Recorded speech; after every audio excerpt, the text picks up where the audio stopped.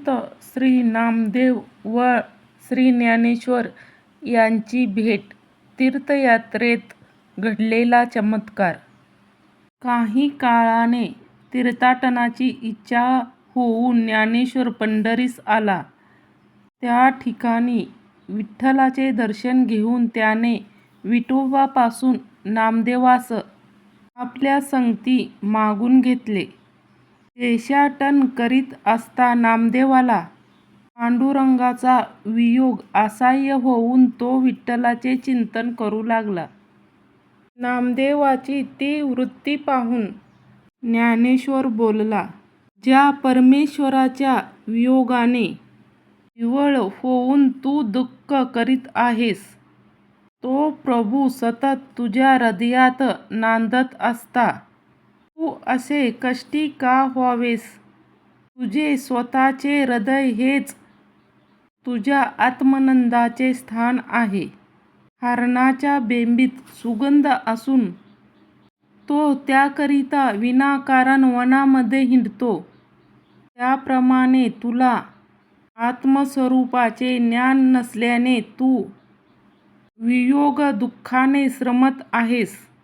मंदिरात पुरलेले द्रव्य न दिसल्यामुळे उपवासाच्या पिढीने तळमळणाऱ्या निदैवाप्रमाणे तुझी स्थिती दिसते. ज्ञानदेवाचा मतलब ओळखून नामदेव म्हणाला, मला सगुण परब्रह्माची गोडी आहे. मी योगयुक्ती साधन जाणत नाही. पुंडलिकाची वरदानी मूर्ती मात्र मी जाणतो. सर्व विश्वामध्ये चक्रपाणीच भरला आहे. हा सिद्धांत खरा असला तरी मला तो मान्य होत नाही. ज्याप्रमाणे पतिव्रता स्त्री पती वाचून अन्य कोणत्याही पराक्रमी पुरुषाची कथा जुमानीत नाही, त्याप्रमाणे जगजीवन रुक्मिणीकांता वाचून मी अन्य काही जाणत नाही. नामदेवाच्या भक्तियोगाचा निर्धार पाहून ज्ञानदेवाने भक्तिमार्गाचे स्पष्टीकरण करण्याबद्दल विनंती केली. आपणास विपत्ती ठाऊक नाही, अध्यात्माचे ज्ञान नाही असे सांगून नामदेवाने ज्ञानेश्वरापुढे कमीपणा स्वीकारला. ज्ञानेश्वर आपला आग्रह सोडत नाही असे पाहून नामदेवाने निरूपण केले की, अंगामध्ये वैराग्य बळ उत्पन्न करून सर्वाभूती दया धरून मी तूपणाची खळखळ आणि प्रापंचिक तळमळ यांना झुगारून देऊन केलेले जे भजन तेच शुद्ध भजन होय. उत्तम मध्यमादी अवस्थांचा विचार सोडून होणारे जे नमन तेच खरे नमन होय. अखिल विश्वात एक विश्वंभर व्यापला आहे. या ज्ञानाने मन विह्वल होणे यासच ध्यान म्हणावयाचे. नादुलूबद्ध होऊन हरिण जसे देहभाव विसरून जाते, त्याचप्रमाणे हरिकीर्तनात तल्लीन होणे हीच श्रवण भक्ती होय. व्यवहारावर चित्त ठेवून कुंपण जसा द्रव्यसंचय करतो, त्याचप्रमाणे स्वहिताचा विचार करणे हेच मनन होय. शरीरावर कुंभ धारण करून हात मोकळे सोडून चालणाऱ्या बायका दुसऱ्यांशी भाषण करीत असतात. जसे आपले चित्त डोक्यावरील कुंभाकडे ठेवतात, त्याचप्रमाणे बाह्यकारी संसारात दंग होऊन अंतरंगात विठुरूपात रंगून राहणे यालाच निधिध्यास म्हणावयाचे. रजतमाचा त्याग करून काया वाचा मनोभावे करून पांडुरंगाचे नामकीर्तन करणे या वाचून अन्य कोणत्याही प्रकारच्या ध्यानास मी बंधनेच समजतो.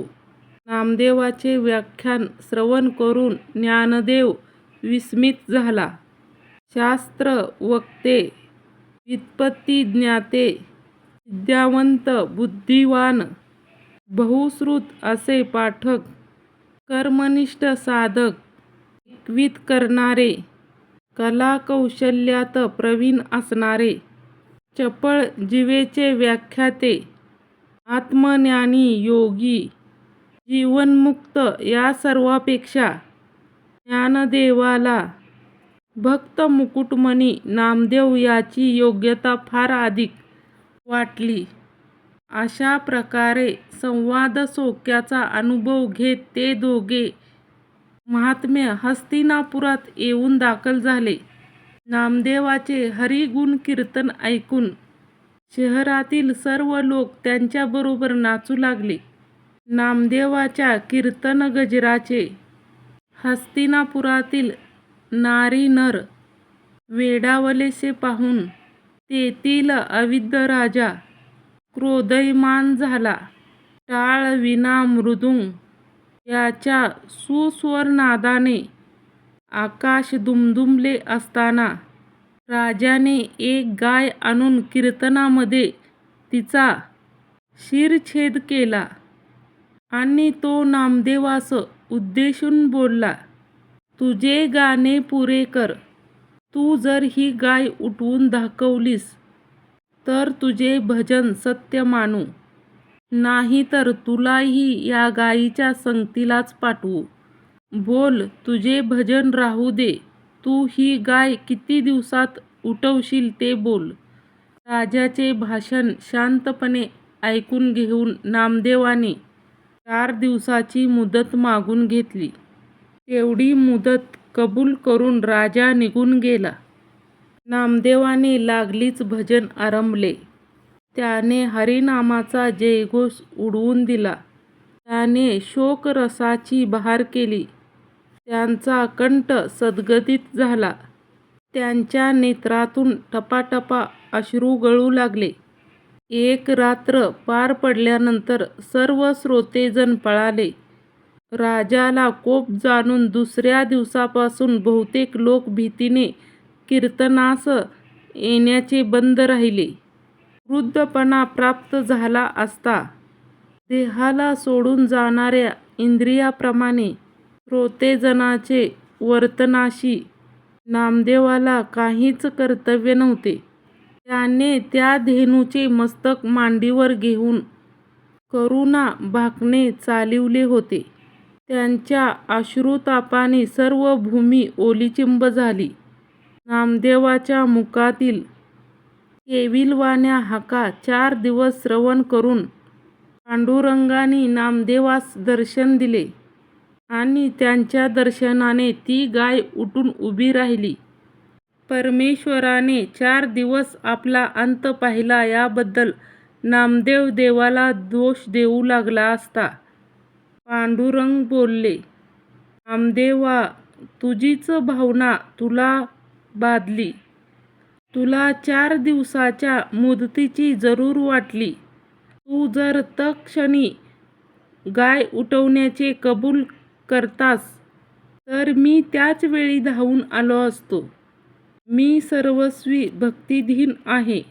ज्याच्या त्याच्या भावनेनुसार वर्तन करण्याची माझी प्रतिज्ञा आहे.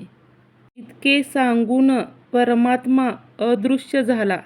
गाय उठल्याच्या वार्ता समजताच राजा त्या ठिकाणी प्राप्त झाला.